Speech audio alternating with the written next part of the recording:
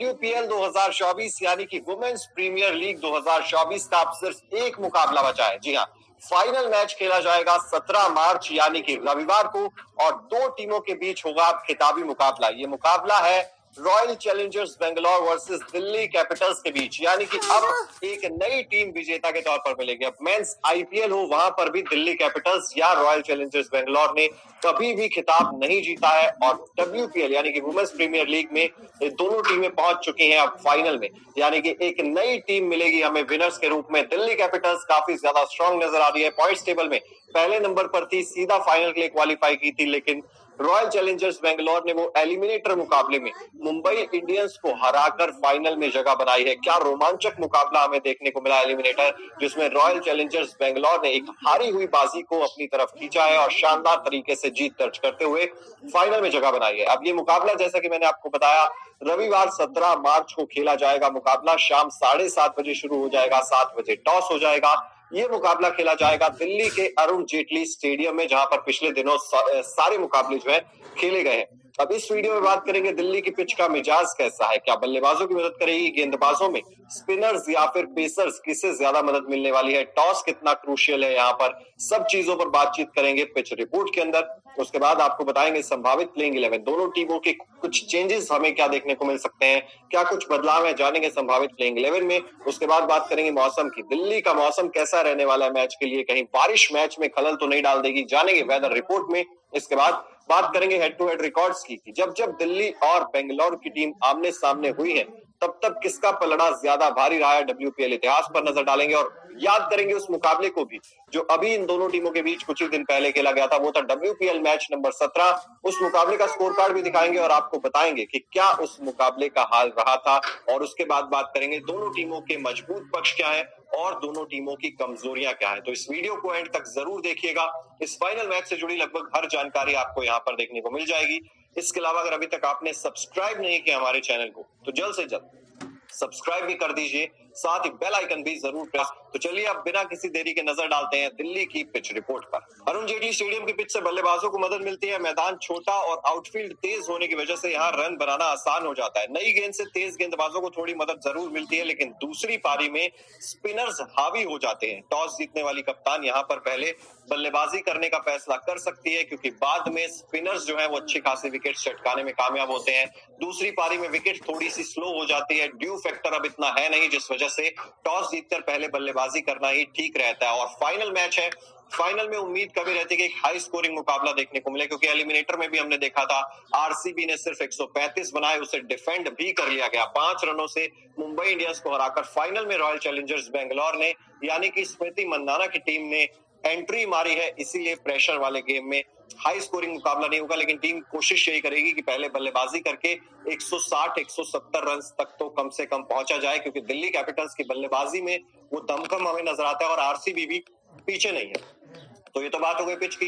अब अगर बात करें यहाँ पर चेंजेस की, क्या कुछ चेंजेस देखने को मिल सकते हैं और संभावित प्लेइंग 11 क्या हो सकती है, तो आइए नजर डालते हैं दिल्ली कैपिटल्स बनाम रॉयल चैलेंजर्स बेंगलोर फाइनल मुकाबले के लिए कैसी हो सकती है प्लेइंग 11। सबसे पहले होम टीम दिल्ली की बात करें तो कप्तान मैग्लेनिंग और शेफाली वर्मा ओपनिंग करते हुए नजर आ सकते हैं। इसके अलावा एलिस कैप्सी है, जेमिमा रॉड्रिग्स है। अब ये टॉप 4 बैटर्स जो है दिल्ली कैपिटल्स के पास, चारों ही कमाल की फॉर्म में चल रहे हैं। इसके अलावा मैरिसन केप है, जेस जॉनसन हो सकते हैं, राधा यादव, अरुंधति रेड्डी, तानिया भाटिया, शिखा पांडे और मिन्नू मणि आपको खेलती हुई नजर आ सकती हैं। बात अगर करें बेंगलोर की संभावित प्लेइंग 11 की, तो कप्तान स्मृति मंदाना के साथ सोफी डिवाइन ओपनिंग करते हुए नजर आ सकते हैं। इसके अलावा एलिस पेरी है, दिशा कसाट है, रिचा घोष इस टीम की विकेट कीपर है और कमाल की फॉर्म में चल रही है बल्ले के साथ भी। इसके अलावा सोफी मॉलिनेक्स है, जॉर्जिया वेयर में श्रियंका पाटिल, शोभना आशा, श्रद्धा पोखरकर है यहाँ पर और रेणुका सिंह ठाकुर भी इस लिस्ट में मौजूद हो सकती हैं। तो इस तरीके की है दोनों टीमों की संभावित प्लेइंग 11।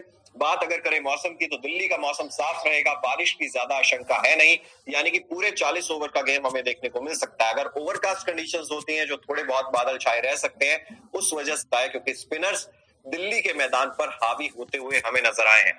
अब मौसम का हाल भी हमने आपको बताया। बात करें अगर हेड टू हेड रिकॉर्ड्स की, तो दिल्ली कैपिटल्स और रॉयल चैलेंजर्स बेंगलोर की टीम के बीच डब्ल्यूपीएल के इतिहास में अब तक कुल 4 मैचेस हुए हैं और चारों के चारों मैचेस दिल्ली कैपिटल्स ने ही जीते हैं। दो मुकाबले हुए थे वो पिछले सीजन हुए थे, यानी कि WPL 2023 में। दो मुकाबले इस सीजन भी हुए हैं दोनों टीमों के बीच, और वो दोनों मुकाबले भी दिल्ली कैपिटल्स ने ही अपने नाम किए हैं, यानी कि पलड़ा दिल्ली कैपिटल्स का हेड टू हेड रिकॉर्ड्स में काफी ज्यादा भारी नजर आता है। अब स्कोर कार्ड पर नजर डालते हैं, जहां पर दिल्ली कैपिटल्स और royal Challengers Bangalore WPL 2024 match number 17 था, आमने सामने थे। स्कोर कार्ड इस वक्त आप अपनी स्क्रीन पर देख भी रहे होंगे। यहाँ पर रॉयल चैलेंजर्स बेंगलोर ने टॉस जीतकर पहले गेंदबाजी करने का फैसला किया था। दिल्ली कैपिटल्स ने 20 ओवर में 5 विकेट के नुकसान पर 181 रन बना दिए थे, जिसमें जेमिमा रॉड्रिक्स ने 58 रन बनाए थे 36 गेंदों में, एलिस कैप्सी ने 48 बनाए थे 32 गेंदों में, मैक लेनिंग कप्तान इनकी 29 रन बनाए थे 26 गेंदों में, और शेफाली वर्मा ने 23 रन बनाए थे। यानी कि जो टॉप 4 बैटर्स हैं इन्होंने ही अच्छा खासा काम कर दिया था टीम के लिए। उसके अलावा गेंदबाजी की बात करें आरसीबी की, तो श्रियंका पाटिल ने 4 विकेट्स निकाले थे 26 रन देकर, कमाल की गेंदबाजी की थी। और आशा शोभना को 1 विकेट मिला था 29 रन देकर। जवाब में लक्ष्य था 182 रनों का। रॉयल चैलेंजर्स बेंगलोर की शुरुआत बेहद ही खराब हुई थी, लेकिन उसके बाद ऋचा घोष की कमाल की पारी थी। सिर्फ 29 गेंदों का सामना करते हुए 51 रन बनाए थे। एलिस पेरी ने 49 बनाए थे 32 गेंदों का सामना करते हुए। सोफी मोलिनिक्स ने 33 बनाए थे और सोफी डिवाइन ने 26 रन बनाए थे।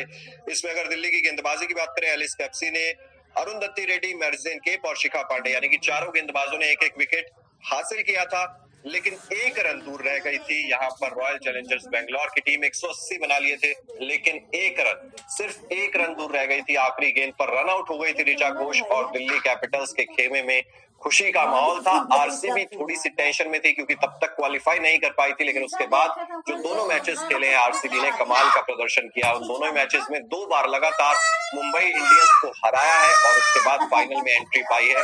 तो इस तरीके का रहा था कुछ हाल। अभी तक दिल्ली कैपिटल्स से रॉयल चैलेंजर्स बेंगलोर की टीम जीती नहीं है WPL के इतिहास में। ये थोड़ा सा चैलेंज जरूर रहने वाला है, लेकिन अगर बात करें दोनों टीमों की फॉर्म की, तो जैसा कि मैंने आपको बताया काफी अच्छी फॉर्म में दिल्ली कैपिटल्स की चारों बैटर्स, जो टॉप की 4 बैटर्स हैं। लेकिन अगर 2 शुरुआती झटके दे देती है आरसीबी की टीम दिल्ली को, फिर कहीं ना कहीं मैच इंटरेस्टिंग हो जाएगा। मैच में रॉयल चैलेंजर्स बेंगलोर की टीम आ जाएगी।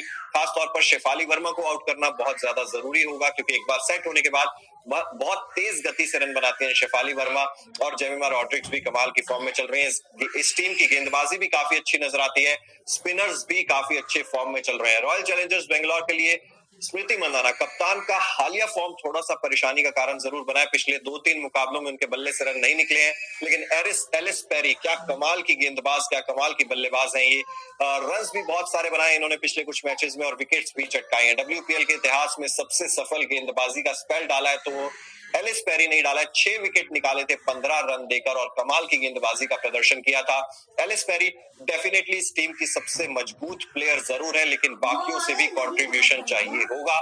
और सोफी डिवाइन, एक बार फिर से मैं लगातार बोलता हुआ आ रहा हूं कि सोफी डिवाइन का जिस दिन बल्ला चलेगा उस दिन वो अकेले अपने दम पर मैच जिताने की काबिलियत रखते हैं। अभी तक WPL के पूरे सीजन में उतना ज्यादा प्रदर्शन आया नहीं उनके बल्ले से, लेकिन अगर फाइनल में उनका ऐसा प्रदर्शन आता है तो दिल्ली कैपिटल्स की टीम पूरे तरीके से ढेर होती हुई नजर आ सकती है।